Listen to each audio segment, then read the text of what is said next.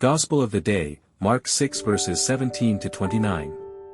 For Herod had sent and seized John, and bound him in prison for the sake of Herodias, his brother Philip's wife, because he had married her. For John said to Herod, "It is not lawful for you to have your brother's wife."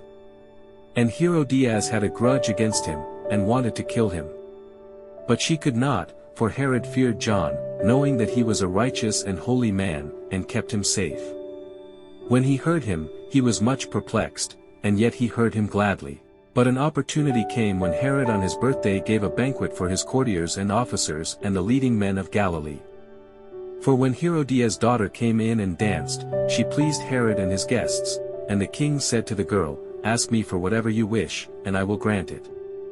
And he vowed to her, "Whatever you ask me, I will give you, even half of my kingdom." And she went out, and said to her mother, "What shall I ask?" And she said, "The head of John the Baptizer." And she came in immediately with haste to the king, and asked, saying, "I want you to give me at once the head of John the Baptist on a platter." And the king was exceedingly sorry, but because of his oaths and his guests he did not want to break his word to her. And immediately the king sent a soldier of the guard and gave orders to bring his head.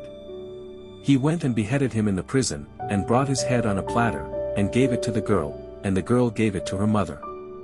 When his disciples heard of it, they came and took his body, and laid it in a tomb. Gospel of the Lord.